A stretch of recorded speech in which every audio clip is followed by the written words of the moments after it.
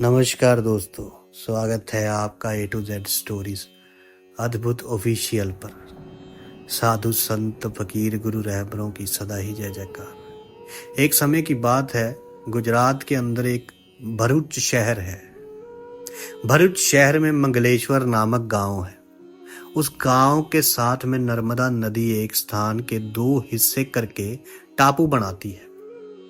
आज से लगभग 550 वर्ष पहले वहां एक शुक्ल तीर्थ नाम का गांव बसा हुआ था। उसमें 30-40 घर थे। उस गांव में जीवा और तत्वा नाम के दो ब्राह्मण भाई रहा करते थे। उन्होंने संतों के सत्संग सुने, जो वास्तव में संत होते हैं। वे यही कहा करते हैं कि पूरे संत के बिना जीव उद्धार नहीं होगा। इन अधूरे गुरुओं के चक्कर में मनुष्य शरीर बर्बाद हो जाएगा। फिर न जाने कब और कौन से युग में मानव शरीर प्राप्त होगा। तब तक ये प्राणी 84 में चक्कर काटता रहेगा। मनुष्य शरीर का मिलना कोई बच्चों का खेल नहीं है।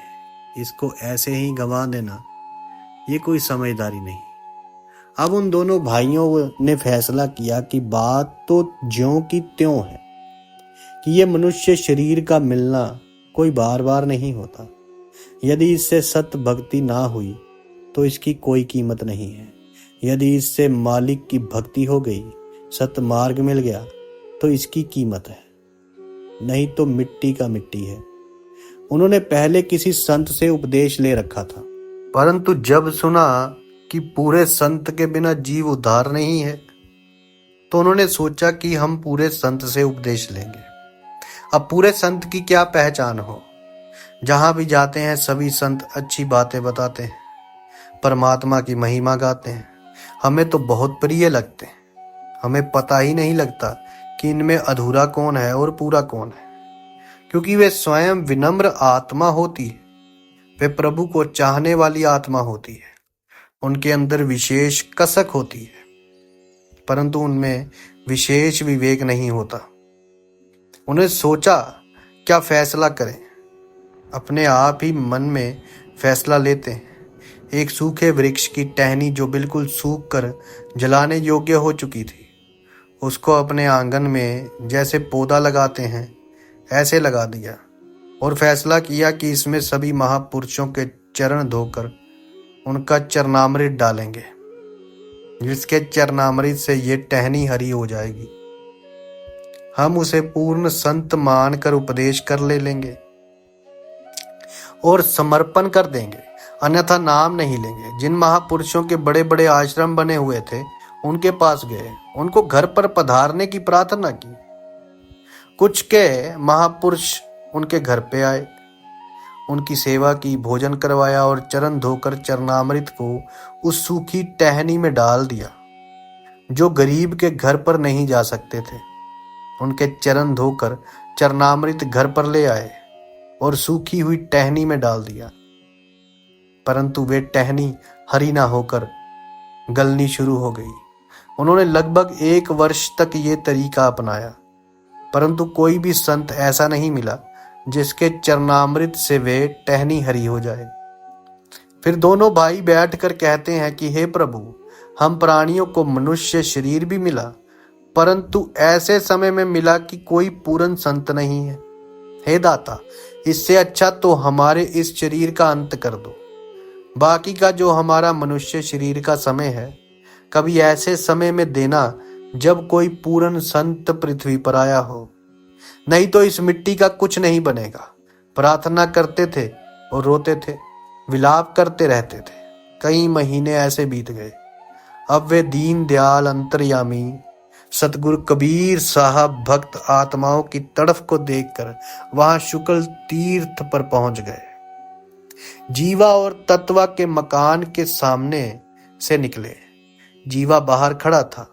जीवा ने देखा कि इतनी प्यारी सूरत और देखते ही आनंद हो रहा है। गरीब जिन मिलते सुख उपजे, मिटे कोट अपराध, भवन चतुर्दश ढूंढियो परम स्नेही साध। जब संत कबीर साहब उनके सामने से निकले तो जीवा के रोम रोम में आनंद हुआ। इतने में कबीर साहब आगे चले गए। जीवा अपने भाई से बोला कि दत्ता, एक महात्मा आए हुए हैं। क्या कारण है ये पता नहीं, किसी के घर जा रहे होंगे। मुझे तो बहुत अच्छा लग रहा है, आपकी आज्ञा हो तो उसको अपने घर पर बुला लूं। दत्ता बोला कि जीवा, वैसे तो आपकी इच्छा है, लेकिन मेरी इच्छा नहीं बन रही, क्योंकि अब पृथ्वी पर संत नहीं रहे। इनसे भी ये टहनी हरी नहीं होगी और फिर हमें रोना पड़ेगा। इस भूली हुई वस्तु को दोबारा याद ना दिलाएं। जीवा बोला कि देख लो जी, जैसी आपकी इच्छा, परंतु मेरी तो बहुत प्रबल इच्छा बन रही है कि एक बार अपने घर बुला लाऊं। यदि आपका हुक्म हो तो बुला लाऊं। दत्ता ने कहा कि मैं आपकी आत्मा को क्यों दुख दूं?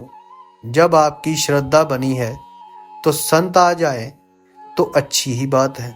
इतनी देर में कबीर साहब फिर वापस आ जाते हैं, जैसे किसी का घर ढूंढ रहे हो।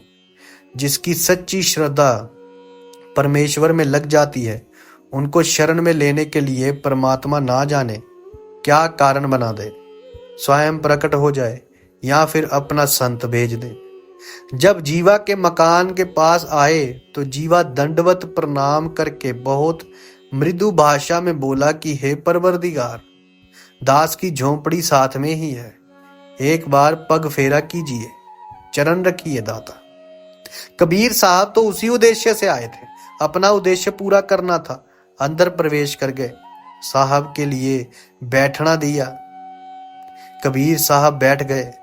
तत्व बोला कि जीवा संतों का चरणामृत बनाएंगे, चरण धोएंगे। कबीर साहब के चरण धोए। तत्व बोला कि जीवा संतों के चरणामृत को या तो पान कर लेना चाहिए या फिर किसी पौधे में डाल देना चाहिए, ऐसे वैसे गली में मत फेंकना। जीवा ने वे पात्र उठाया और चरणामृत को सूखी टहनी में डाल दिया। वे सूखी टहनी चरणामृत डालते डालते हरी हो गई, उस पर कोपल फूट आई, और ये संत कबीर साहब जी की ही लीला थी। कबीर साहब की जय। अब जीवा की खुशी का ठिकाना नहीं रहा। अपने भाई तत्वा को कहा कि भैया जल्दी दौड़ कर आओ, जिसकी तलाश थी वे आज स्वयं आ गए। अब दोनों भाई देखकर बहुत प्रसन्न हुए। विनय की कि हे परमेश्वर, आज तक कहाँ छुपे थे। दोनों एक एक पैर पकड़कर खूब फूट फूट कर रोने लगे। कहने लगे कि हे दाता, आप पहले क्यों नहीं आए। कबीर साहब बोले कि मैं पहले भी आ जाता, परंतु तुम्हारा भ्रम नहीं मिटता। तुम सोचते कि एक महात्मा और है, शायद वे इनसे भी बड़ा होगा, कबीर साहब से शक्तिशाली होगा। मेरे आते ही ये कार्य तो तुम्हारा हो जाना था, परंतु फिर तुम्हारे मन की में शंका रह जाती कि एक महात्मा और है जो बहुत बड़े मंडलेश्वर है, और तुम वहां भी जाते। फिर क्या होता है कि गुरु को तजे भजे जो आना, ता पशुआ को फोंकट ज्ञाना। जब पूर्ण संत मिल जाए तो फिर आन संत में आपकी श्रद्धा गुरु के तुल्य नहीं रहनी चाहिए। आदर अवश्य करें, आए का आदर करें, चलते निभावे शीश। तुलसी ऐसे मीत को मिलियो 20 संतों का आदर करें, लेकिन गुरु से अधिक नहीं। जो पतिव्रता पति से रात, आन पुरुष नहीं भावे। बसे पीहर में ध्यान प्रीतम में, ऐसे सूरत लगावे। जब आपको पूर्ण संत मिल जाएंगे तो आपको पूर्ण ज्ञान हो जाएगा, सही नाम मिल जाएगा और आपके सभी दुखों का निवारण हो जाएगा। संतों का आदर बहुत जरूरी है। अनादर करने से हमारे अंदर नफरत पैदा होगी। नफरत से भगवान दूर हो जाते हैं। जैसे पतिव्रता अपने पति से विशेष प्यार करती है, अर्थात वास्तविक पूजा करती है, परंतु फिर भी अपने जेठ का, जेठानी का, देवर और देवरानी का, रिश्तेदारों का, आए हुए अतिथि का बहुत आदर करती है। ऐसे हमने सब संतों व भक्तों का आदर करना है, लेकिन जो आदर अपने गुरु का करते हैं ऐसे नहीं करना है, स्वाभाविक नहीं हो सकता। पतिव्रता अपने पति को जो प्यार दे सकती है और किसी को नहीं दे सकती, ऐसे कबीर साहब जीवा तथा तत्वा को समझा रहे हैं। फिर जीवा और तत्वा बोले कि प्रभु दासों को कल्याण करे। कबीर साहब ने कहा कि उपदेश लो। बंदी छोड़ ने उनको पहला मंत्र दिया और कहा कि कुछ समय के लिए इसका जाप करो, मैं फिर आऊंगा और फिर तुम्हें सतनाम दूंगा। सतनाम सतनाम ये कोई जाप नहीं है, वे सच्चा नाम, सत शब्द अन्य है।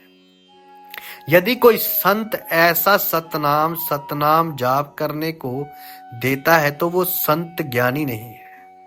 सच्चा नाम है वे न्यारा है जो कबीर साहब ने धर्मदास जी को दिया, गरीबदास जी को दिया, नामदेव जी को दिया, गीसा संत जी को दिया।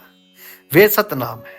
पहले केवल पान प्रवाणा अर्थात 3 लोक से ऋण मुक्ति का मंत्र रूप में प्रथम मंत्र नाम दिया जाता है, फिर दूसरी बार सत्य नाम तथा फिर योग्यता तथा निष्ठा के आधार पर सार नाम दिया जाता है। सार नाम 3 मंत्र नाम का होता है। ऐसे 3 स्थिति में नाम दिया जाता है। तब साहिब के चरणों में लगकर जीवा और दत्ता दोनों भाइयों की मुक्ति हुई। संत कबीर साहब की सदा ही जय जयकार। संत गुरु रहबरों फकीरों की सदा ही जय जयकार। आप सबको मेरा प्रणाम।